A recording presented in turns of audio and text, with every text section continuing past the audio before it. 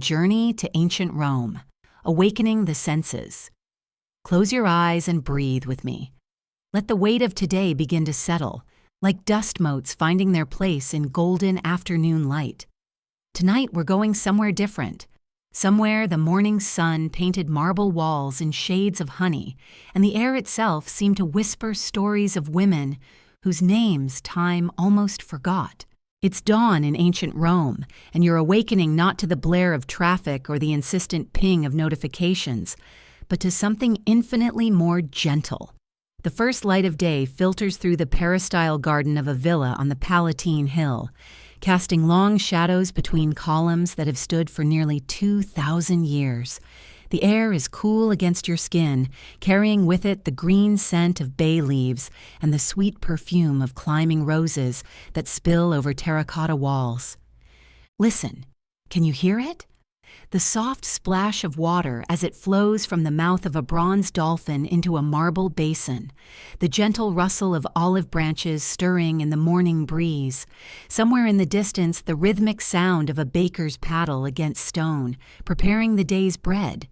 This is Rome, but not the Rome of conquest and empire that fills our history books. This is the Rome of quiet moments, of spaces carved out for rest, for contemplation, for the simple act of being.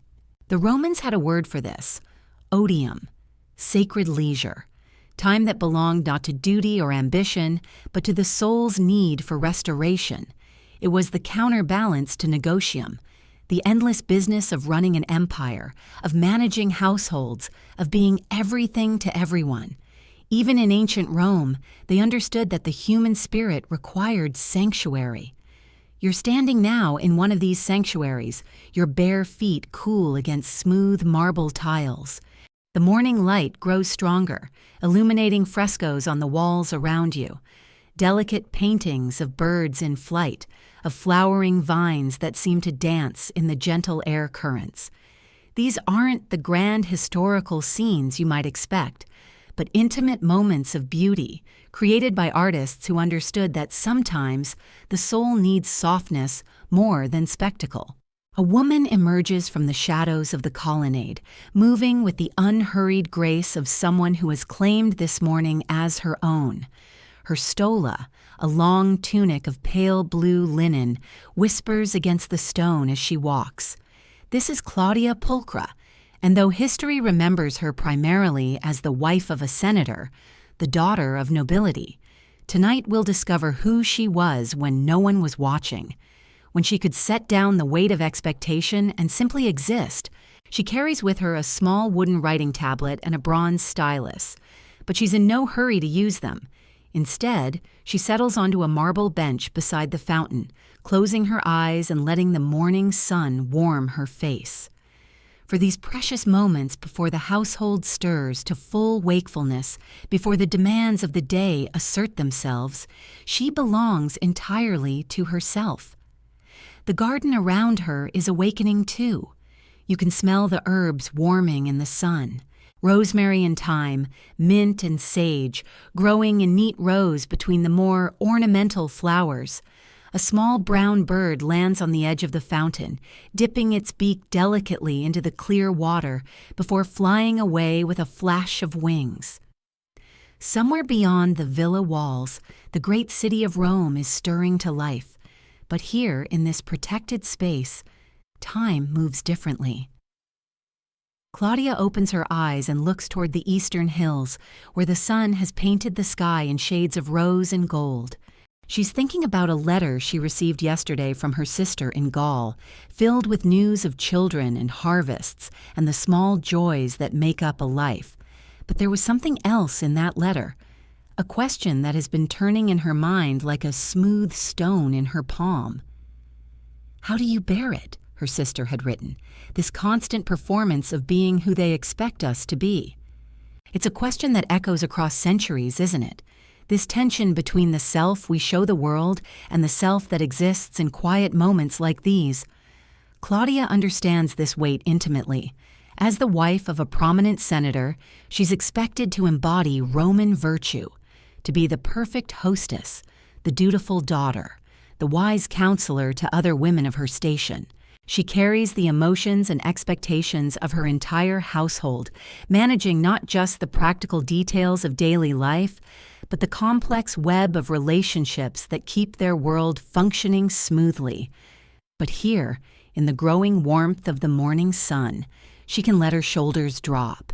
She can acknowledge how tired she is of measuring herself against impossible standards, of comparing her inner struggles to other women's polished exteriors. Here, she can simply breathe. The fountain continues its gentle song, and Claudia finds herself remembering her grandmother's stories. Tales of women who carved out spaces of power and influence even within the constraints of their time. Women whose names have largely been forgotten, but whose quiet acts of courage and wisdom shaped the world in ways both seen and unseen.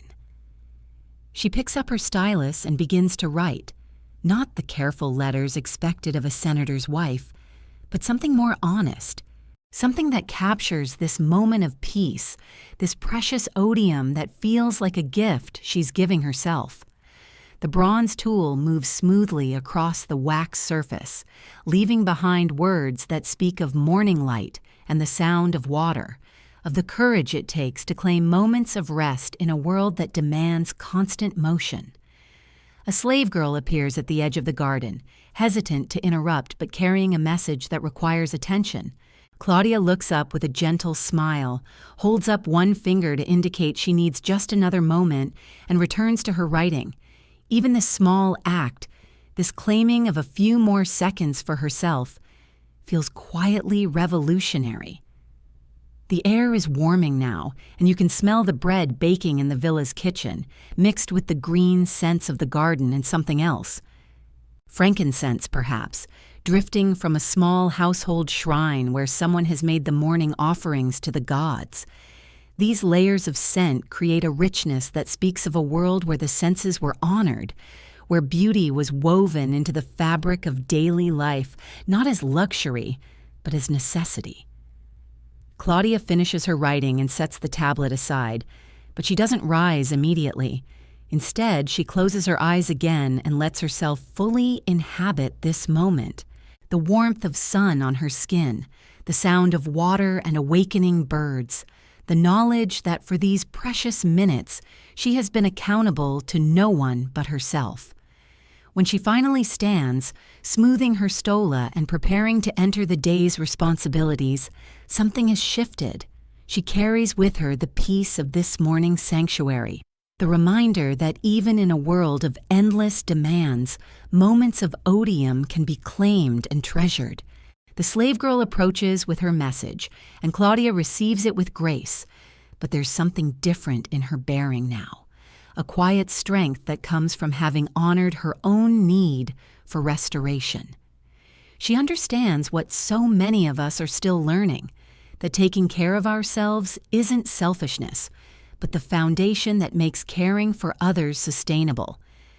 As the villa comes fully to life around her, as the day's negotiations and responsibilities assert themselves, Claudia carries with her the memory of this morning peace. And in carrying it, she becomes part of a long tradition of women who have found ways to nurture their souls even within the constraints of their time. The sun climbs higher, painting the marble columns in brilliant white light, and our journey into this ancient world of wisdom and quiet strength is just beginning. There are stories waiting to be told, lessons whispered across the centuries, and in the gentle rhythm of that fountain's song, the promise that rest and restoration are not luxuries, but birthright. The quiet crafts, scribes and scholars. Following the sound of that fountain's gentle song, we drift from the garden's embrace into the cooler shadows of the villa itself. The morning light filters through the atrium, creating patterns of gold and amber on the polished floors. Here, in this threshold between the natural world and the realm of human knowledge, we pause to listen. The distant scratch of stylus on wax, rhythmic and purposeful, draws us deeper into the house. Through doorways lined with scrolls and tablets, we enter what the Romans called the tablinum, the heart of intellectual life in any cultured home. This is where the day's correspondence was handled, where accounts were kept, where the precious work of preserving knowledge took place. And here, bent over his work in the gentle morning light, we find Marcus, a freedman whose steady hands have spent decades in service to the written word. Watch his fingers as they guide the bronze stylus across the wax tablet, each letter formed with careful precision, each word a small act of devotion. The tablet before him holds the rough draft of a letter, but scattered around his workspace are the tools of a much grander calling. Papyrus scrolls wait to be copied, their edges weighted with small bronze discs. Reed pens rest in a ceramic holder, their tips cut at perfect angles for the flowing script that will preserve philosophy, poetry, and wisdom for generations yet to come. Marcus represents something profound in Roman society, the understanding that knowledge must be tended like a garden. In an age before printing presses, before books could be mass-produced, every text existed only in the copies that scribes like Marcus created by hand. His work was not merely clerical, it was sacred. Each scroll he completed was a victory against forgetting, a bridge built across the chasm of time. The scratch of his stylus creates a meditation all its own. Scratch, pause, scratch. The rhythm of thought made manifest. In this quiet workshop, removed from the clamor of the forum and the demands of public life, Marcus has found what so many Romans sought, a refuge where the mind could focus, where the soul could find peace in purposeful work. This was the Roman genius, not just their roads or their armies, but their understanding that civilization required quiet spaces. Spaces where scholars could think, where scribes could work, where the accumulated wisdom of generations could be preserved and pondered. They called it studium, the passionate pursuit of learning that balanced the active demands of public duty. As we watch Marcus work, we begin to understand something essential about rest itself. True rest is not always the absence of activity. Sometimes it is the presence of the right activity, the kind of focused, peaceful work that allows the mind to settle into its natural rhythm. The Romans knew this. They understood that the soul finds restoration not just in sleep, but in the deep satisfaction of meaningful engagement with ideas, with beauty, with truth. The morning light shifts, and in its changing patterns, we glimpse another figure, a man whose very name has become synonymous with wisdom and tranquility. Lucius Annaeus Seneca moves through these halls of learning like a man who has found something precious. Not yet the famous philosopher and advisor to emperors that history will remember, but already a seeker, already someone who understands that true wealth lies not in what we accumulate, but in what we release. Seneca pauses at a shelf lined with scrolls, his fingers trailing along their edges as he searches for a particular text, perhaps Epicurus on pleasure and peace, or the Stoic writings that will so deeply influence his own thinking. In this moment, he embodies the Roman ideal of the scholar-citizen, someone who engages fully with the world while maintaining an inner sanctuary of wisdom and calm. Listen to the silence around him. Not the empty silence of absence, but the full silence of concentration. This is the silence that every tired soul craves, the silence that comes when we step away from performance and comparison and simply allow ourselves to be present with something larger than our immediate concerns. In Seneca's gentle handling of these ancient texts, we see a preview of the philosophy that will make him immortal. The understanding that peace is not something we find, it is something we create, moment by moment, choice by choice. The recognition that true strength comes not from controlling our circumstances, but from governing our responses to them. The scrolls he studies contain the accumulated wisdom of centuries. Greek philosophy translated into Latin, Roman innovations in law and governance, poetry that captures the eternal human experience of love and loss and hope. Each text represents countless hours of work by scribes like Marcus, countless moments of reflection by scholars like Seneca himself. And in this quiet preservation of knowledge, we find a metaphor for what every woman listening tonight is doing in her own life. You too are scribes, preserving wisdom, copying important truths from one generation to the next. You too are scholars, studying the complex texts of human relationships, deciphering the challenging manuscripts of work and family and personal growth. The wax tablet before Marcus holds temporary thoughts, easily erased and rewritten, but the papyrus scrolls represent permanence, ideas worth preserving, insights worth sharing across the centuries. In your own life, you make these same distinctions every day.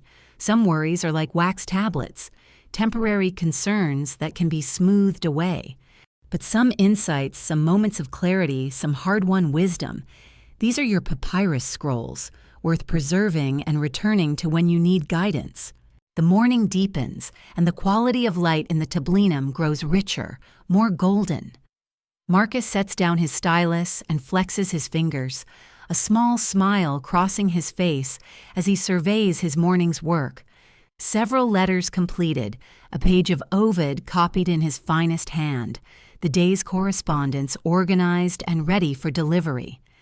This is satisfaction in its purest form, not the frantic accomplishment of endless tasks, but the deep contentment that comes from work well done, work that matters, work that connects us to something larger than ourselves.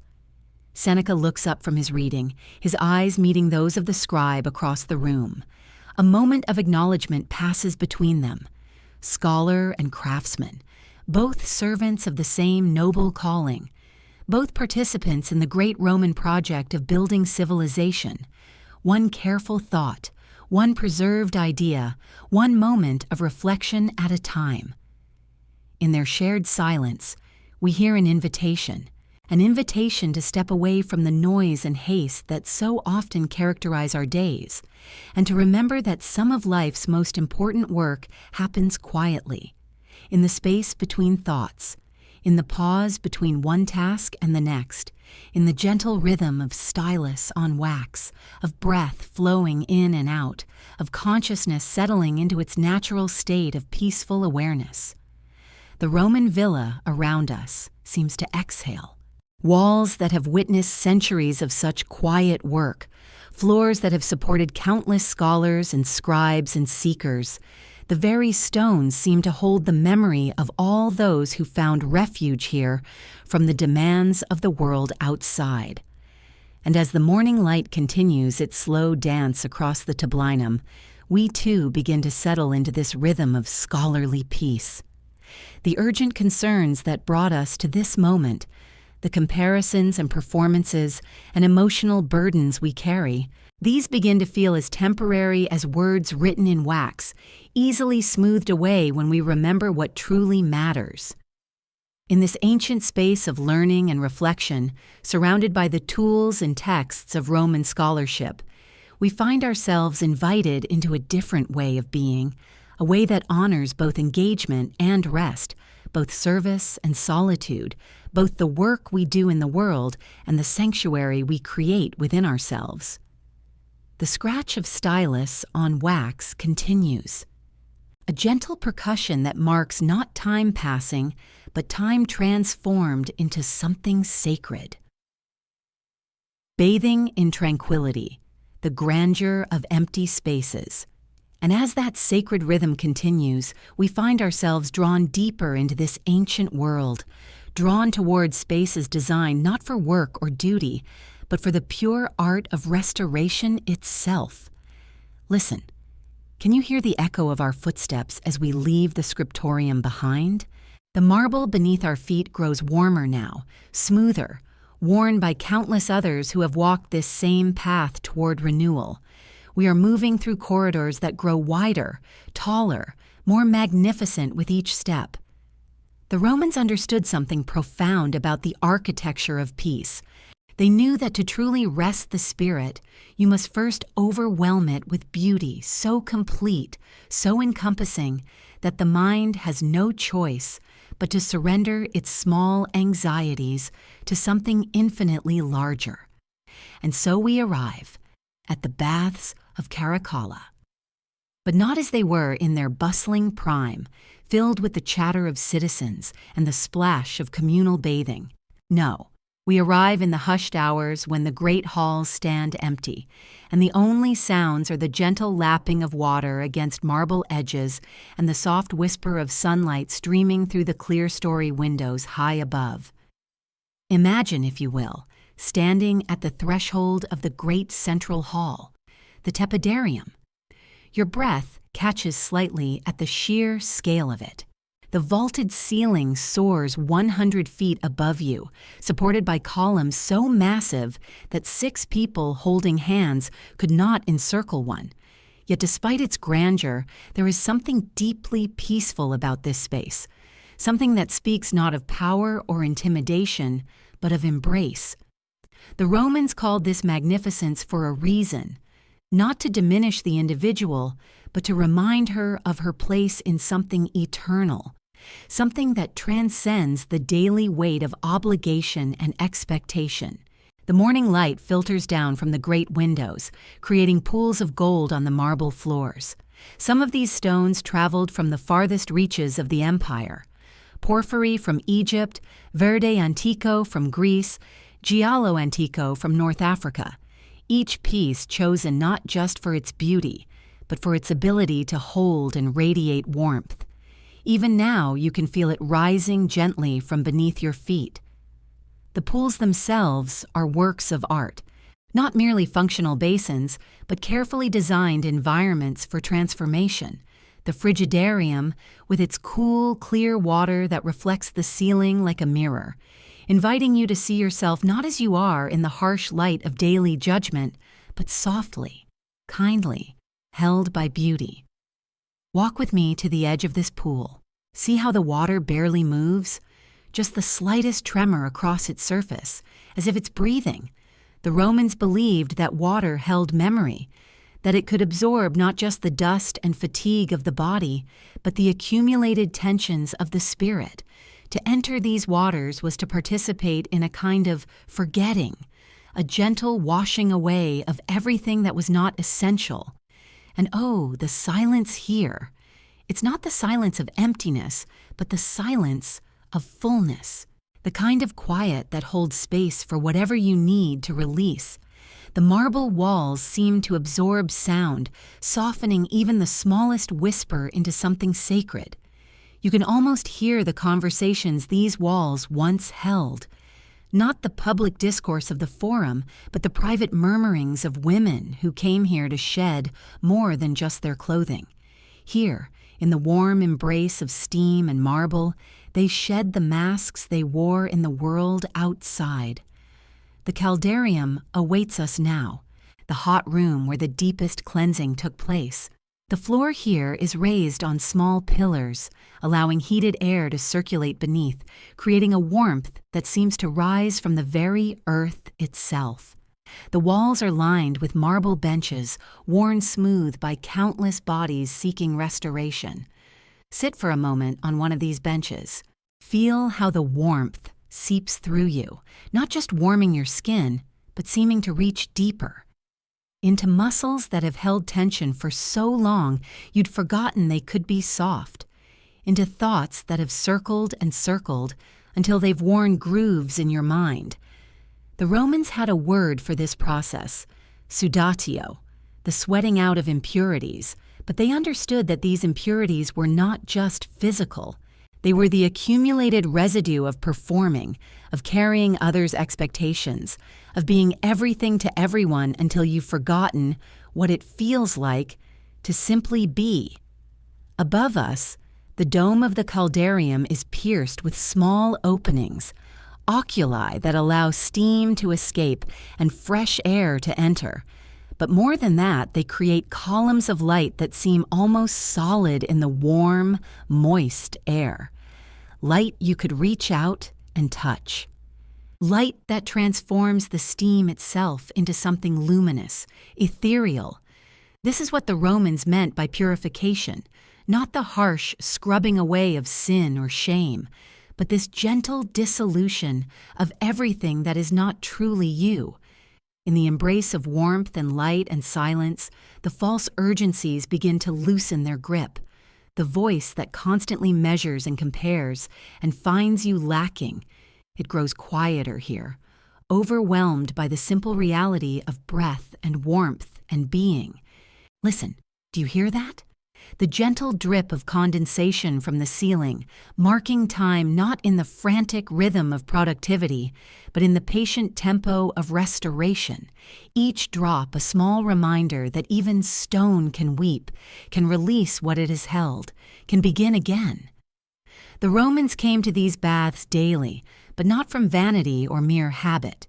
They came because they understood that the soul, like the body, accumulates the dust of living, and that this dust must be regularly, gently, lovingly washed away. They would move through the sequence slowly, cold to warm to hot and back again, not rushing toward cleanliness as a destination, but dwelling in the process itself.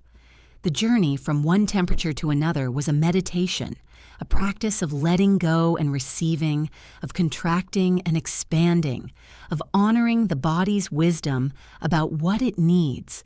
In the great empty halls of Caracalla, with sunlight streaming through ancient windows and water lapping against marble, that has witnessed 2,000 years of human longing for peace, we remember something our hurried age has nearly forgotten. That there is no virtue in carrying what is not ours to carry, that there is no honor in exhaustion that serves no one, that the deepest service we can offer the world is to tend to our own restoration with the same care we would give to something precious and irreplaceable. Because that is what you are, dear listener, precious and irreplaceable. The Romans built these magnificent spaces not for emperors or gods, but for ordinary people who understood that they deserved beauty in the midst of their restoration. They deserved grandeur in their healing. They deserved to be held by something larger than their daily concerns, while they remembered who they were beneath all they had been asked to become. And so do you. As we prepare to leave these sacred baths, take one more moment to feel the warmth rising from the marble beneath your feet, the soft echo of your breath in this vast, embracing space, the way the light transforms even the steam into something beautiful. This is how the Romans bathed. Not just in water, but in tranquility itself, in spaces designed to remind the spirit of its own capacity for peace, its own worthiness of care, its own right to be cleansed not just of dirt, but of everything that diminishes its natural radiance. The echo of our footsteps grows softer now as we move toward the next threshold, carrying with us the warmth of marble and the memory of light on water, carrying with us the Roman understanding that restoration is not a luxury, but a sacred duty we owe to ourselves and to the world that needs us whole. A Roman home, hearth and heart. And so we step across this threshold into the heart of every Roman home, the kitchen where life itself unfolds in the rhythm of daily care. The warmth hits us first. Not the grand marble warmth of the baths, but something more intimate, more essential. Wood smoke mingles with the scent of olive oil warming in bronze pans, herbs hanging in neat bundles from wooden beams, the earthy sweetness of bread rising in clay vessels near the hearth. This is where the real work of living happens, not in the grand halls or marble corridors, but here, in this space where hands know their purpose and hearts find their rest in the ancient rhythms of nurturing. Meet Livia. Not the empress, but the woman whose name echoes through countless Roman kitchens. The woman whose story is written not in stone inscriptions, but in the daily poetry of care. She moves through this space with the quiet confidence of someone who has found her sanctuary not in solitude, but in the sacred act of feeding those she loves. Watch how her hands move, kneading dough with the same meditative rhythm that has soothed women's spirits for millennia. There is something deeply restful in purposeful work, in the kind of labor that creates rather than depletes, that builds up rather than tears down. The Romans understood this, that the hearth was not just the source of warmth and food, but the spiritual center of the home. The goddess Vesta herself presided over every kitchen fire, blessing the daily miracle of transformation that happens when simple ingredients become sustenance, when individual effort becomes family love. Livia reaches for a handful of herbs from her garden, rosemary for remembrance, thyme for courage, sage for wisdom. As she crumbles them between her fingers, releasing their fragrance into the warm air, she participates in an alchemy older than Rome itself. The transformation of the ordinary into the sacred through attention, through care, through love.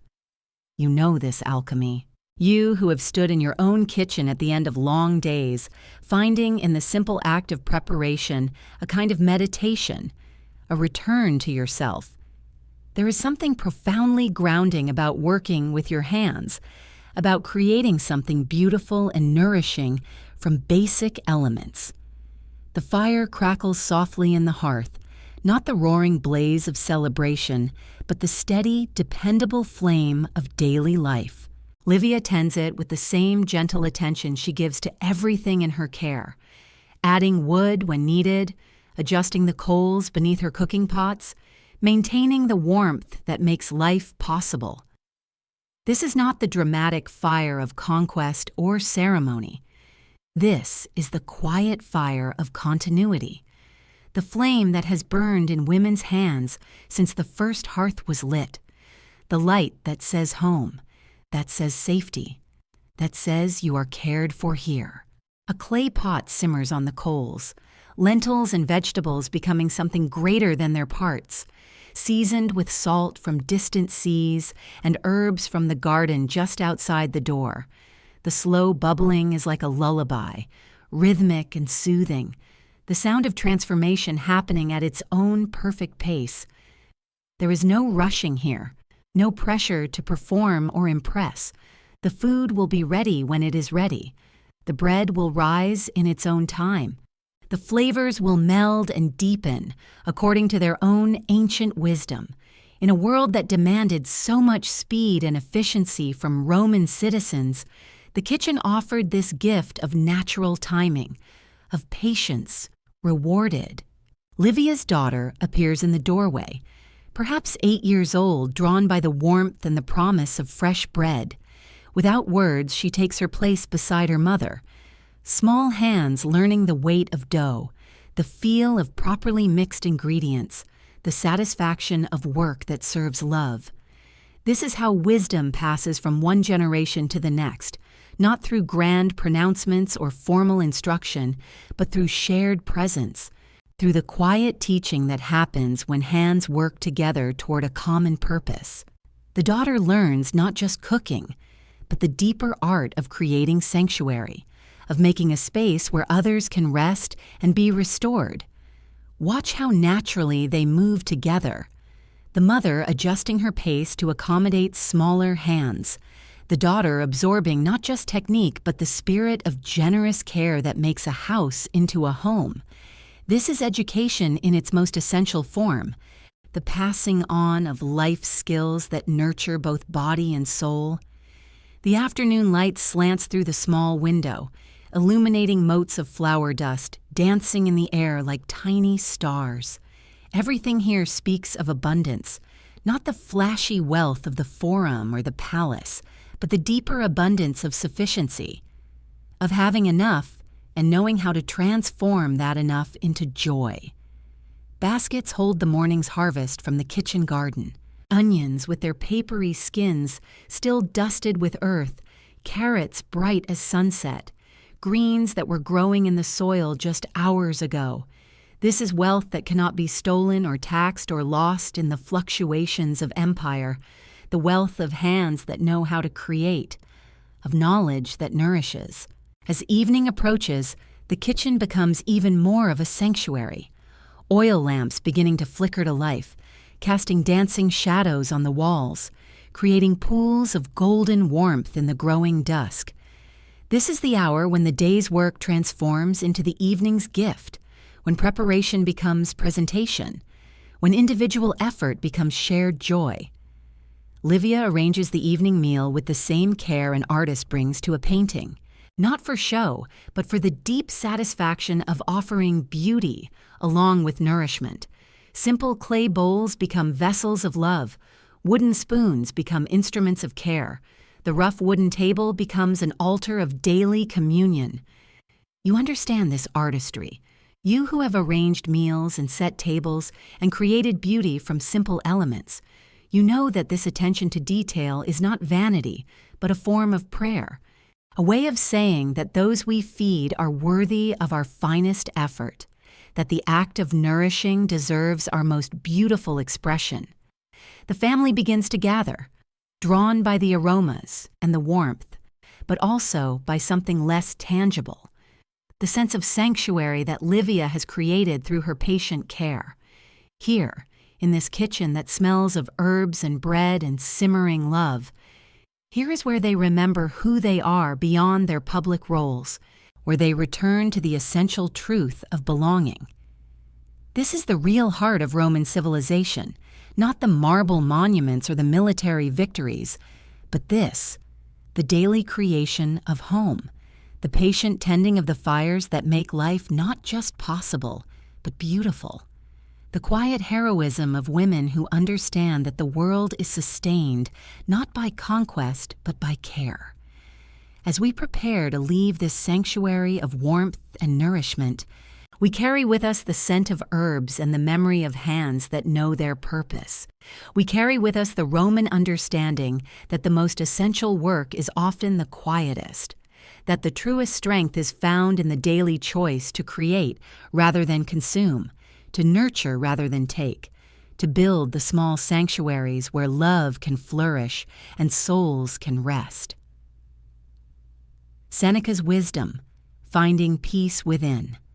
And from these kitchens of daily devotion, we walk quietly through corridors where evening shadows grow longer, where oil lamps begin to flicker in their bronze holders, where the villa settles into that peaceful hour when the day's work transforms into evening's contemplation.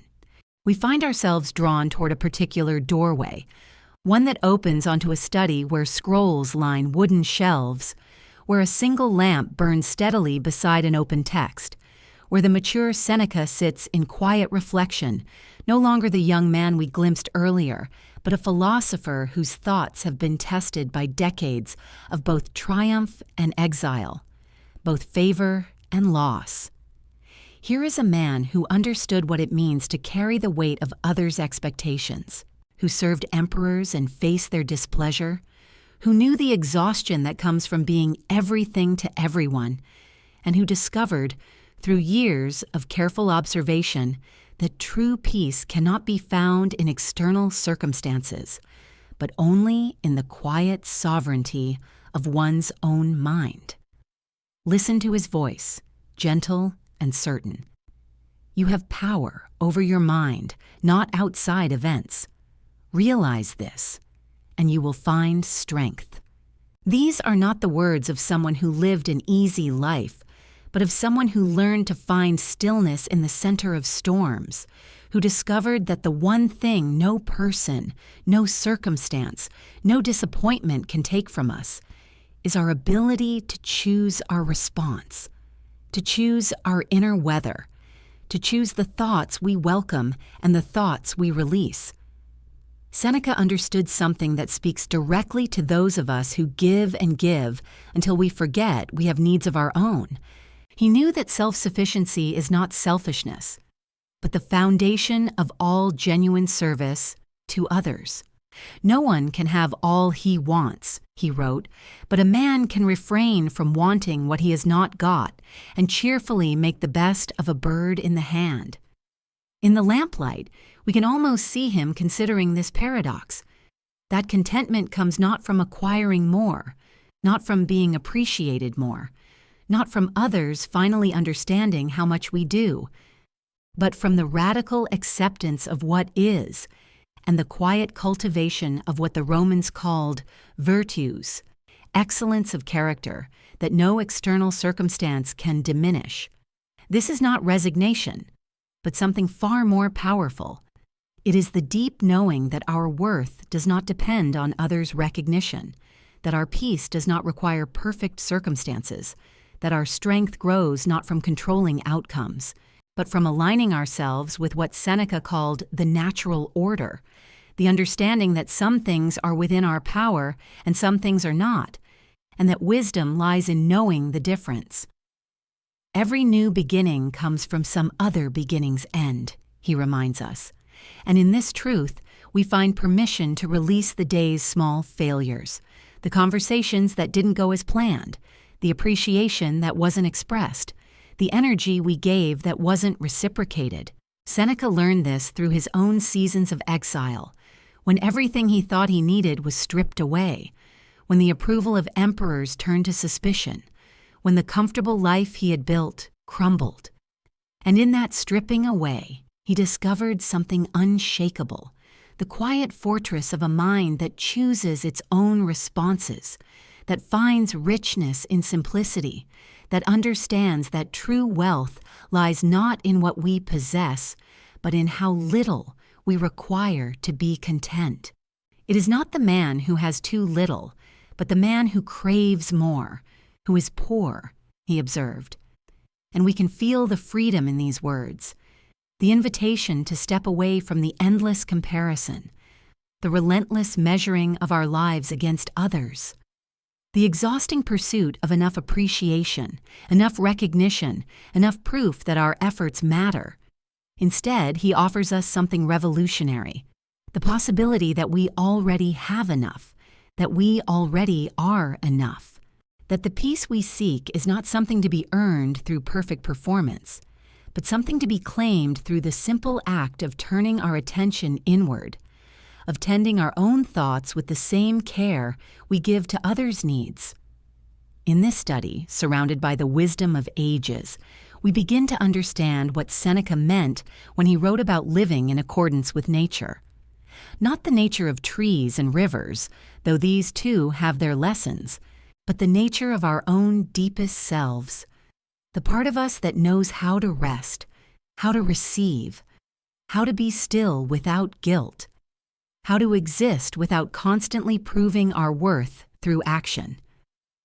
The mind that is anxious about future misfortunes is miserable, he counsels gently, and we feel our shoulders releasing, our breathing deepening, as we consider the energy we spend anticipating problems that may never come, worrying about others' reactions, rehearsing conversations, carrying tomorrow's burdens alongside today's. What if we could set those burdens down, just for tonight, just for this moment? What if we could trust, as Seneca learned to trust, that we have within us everything we need to meet whatever comes, not because we are invincible, but because we are adaptable, not because life will be easy, but because we are stronger than we know, more resilient than we remember, more worthy of rest than we usually allow ourselves to believe. The lamp flickers gently beside the open scroll, and in that steady light, we see reflected the truth Seneca spent his lifetime discovering, that peace is not the absence of challenge, but the presence of a mind that knows its own worth, that chooses its own responses, that finds, even in the midst of serving others, a quiet sanctuary where the soul can rest, where thoughts can settle, where the ancient wisdom whispers its eternal promise that we are enough, that we have always been enough, that we can finally, gently lay our burdens down. sunset over the vineyards. And so we step away from the quiet wisdom of the study, out into the golden embrace of evening, where the Roman countryside spreads before us like a tapestry woven from earth and sky. The vineyard stretches in gentle rows down the hillside, each vine heavy with the promise of harvest, each leaf catching the last precious light of day. Here, among these ancient vines, the Romans understood something we have forgotten, that there is a deep and abiding peace to be found in the rhythms of the earth, in the patient work of cultivation, in the trust that what we tend with care will, in its own time, bear fruit. The sun hangs low now, casting everything in that particular golden light that transforms the ordinary into the sacred. The leaves shimmer, bronze and amber and deep forest green, while the clusters of grapes hang like jewels, purple and translucent in the dying light. Each vine tells a story of seasons, of patient waiting, of the ancient dance between human hands and nature's wisdom. Claudia walks slowly between the rows, her day's duties finally complete, her mind at last her own. She pauses to touch a vine, feeling the rough bark beneath her fingers, the solid reality of growth and time. Here she remembers what the philosophers sometimes forget in their abstract wisdom, that we are not separate from the natural world, but part of its endless cycle of rest and renewal. The Romans called this time of day the hora vespertina, the evening hour, when the light grows soft and the world prepares for rest. It was sacred time when even the busiest citizen might pause, might remember that they too are part of something larger, something that moves at its own unhurried pace, something that cannot be rushed or forced or controlled. The vineyard workers have long since departed, their tools set aside until tomorrow. The silence is profound, broken only by the gentle rustle of leaves, the distant call of a bird settling for the night, the soft whisper of wind moving through the vines. This is the peace that comes not from the absence of work, but from work that is finished, from the satisfaction of tasks completed, of duties fulfilled, of another day offered up to the ancient rhythms that govern all growing things. As the sun sinks lower, the shadows lengthen between the rows, creating pools of coolness, secret spaces where the earth can breathe, where the vines can rest. The Romans understood that even the soil needs its quiet hours, its time to absorb the day's warmth, to settle into the deep stillness that makes tomorrow's growth possible. Claudia finds herself thinking of the women who came before her, generations of mothers and daughters who walked these same paths, who tended these same vines, who found in this daily communion with the earth a source of strength that no amount of duty or obligation could diminish. They knew what we are only beginning to remember, that caring for the land is also caring for the soul, that in the patient work of cultivation, we cultivate something essential in ourselves. The air grows cooler now, carrying the scent of ripening fruit, of earth warmed by sun, of the herbs that grow wild at the vineyard's edges, lavender and rosemary, thyme and sage, their fragrances mingling in the evening breeze like a benediction, a gentle blessing on the day that is ending, on the night that is beginning, on the eternal cycle that holds us all. Here, in this golden hour, surrounded by the patient abundance of the earth, Claudia feels something settle in her chest, a deep recognition that she too is part of this ancient rhythm, that she too deserves these moments of peace, these spaces of beauty, this gentle reminder that growth happens not in the striving, but in the stillness, not in the rushing, but in the rest, not in the endless doing, but in the sacred permission to simply be. Nightfall, quiet reflections. As twilight deepens into true night, Claudia makes her way back toward the villa, her footsteps soft on the stone path, carrying with her the peace of the vineyard, the wisdom of the earth, the gentle reminder that she belongs to something larger than her daily concerns. The courtyard welcomes her with its familiar embrace, oil lamps flickering like captured stars, casting dancing shadows on the walls, their warm light creating a sanctuary within the sanctuary, a place where the day's journey can finally settle. She pauses beside the fountain, listening to its eternal conversation with itself, water meeting stone, stone shaping water, an endless dialogue of give and take, of yielding and holding, of finding grace in the space between effort and surrender.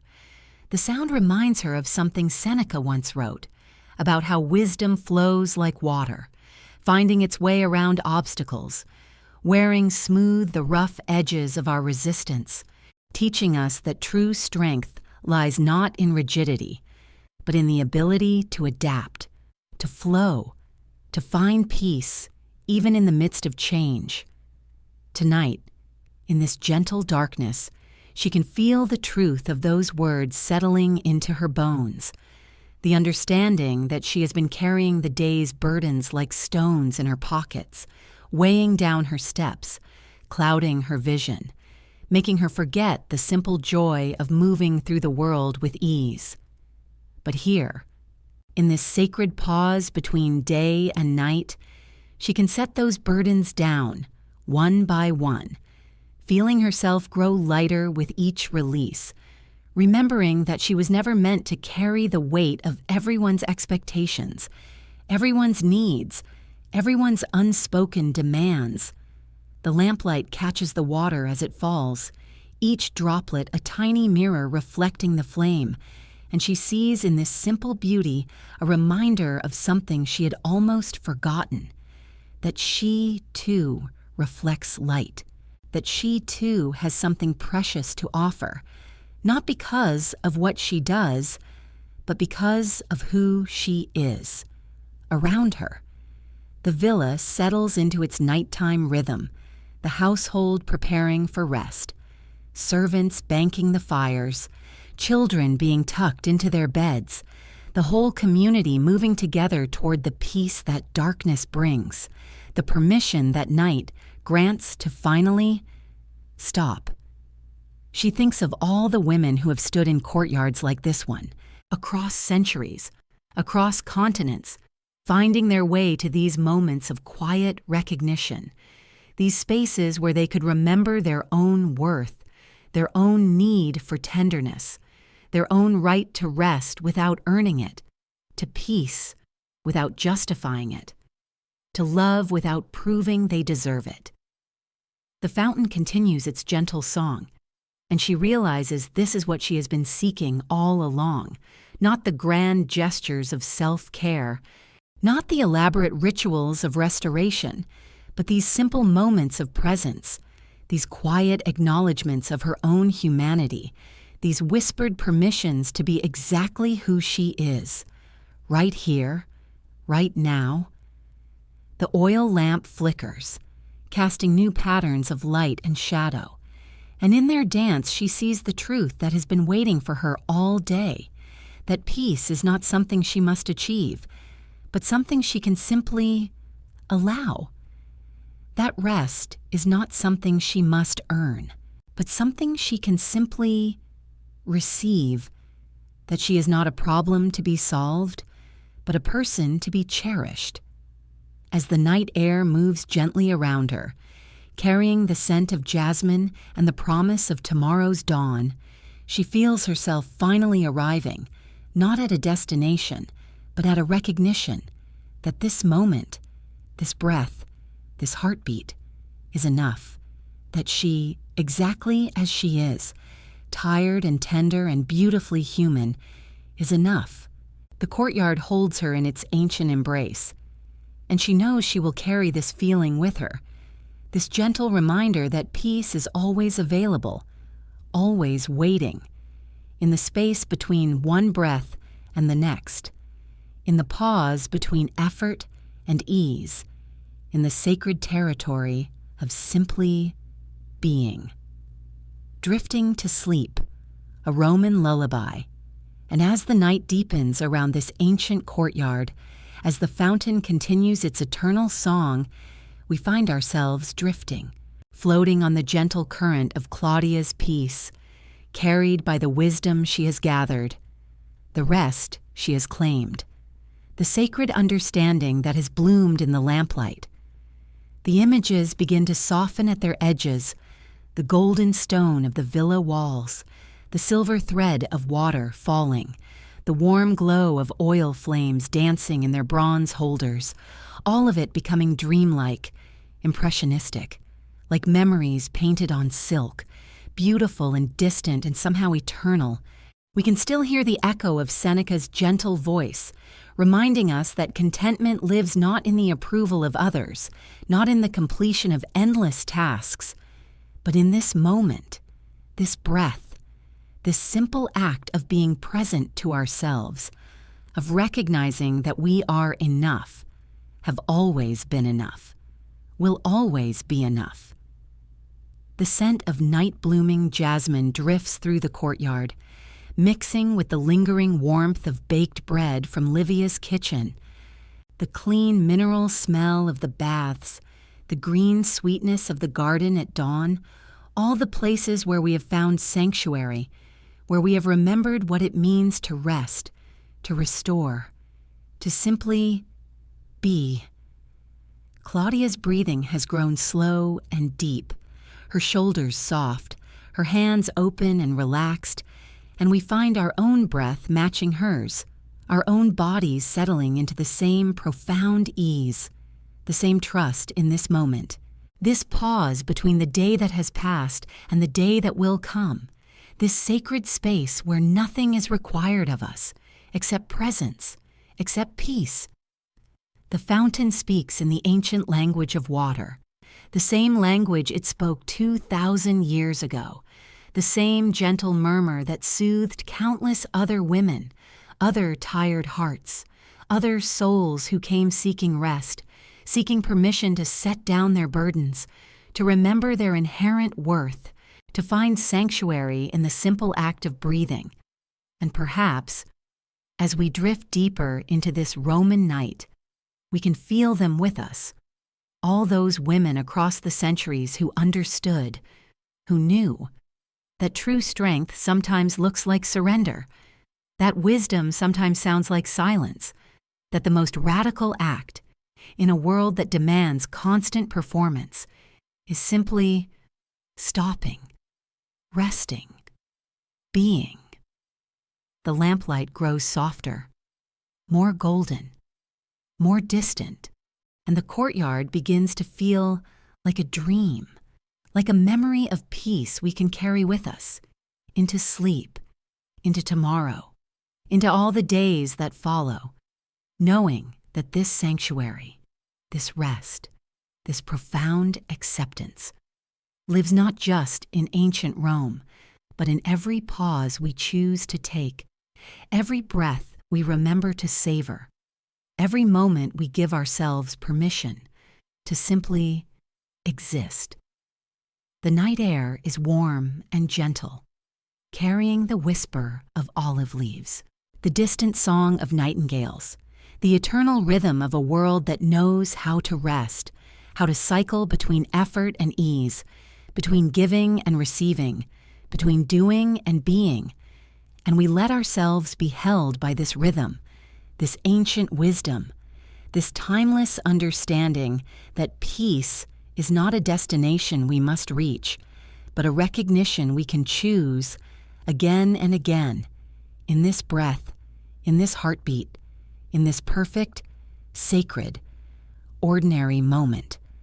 And so we drift, like leaves on still water, like clouds across a moonlit sky, carrying with us the gentle strength of Claudia's peace, the enduring wisdom of Seneca's words, the sacred knowledge that we are enough, exactly as we are, tired and tender and beautifully, perfectly human. Letting the ancient Roman night wrap around us like the softest silk, like the most loving embrace as we surrender to sleep, to dreams, to the infinite gentleness of simply letting go.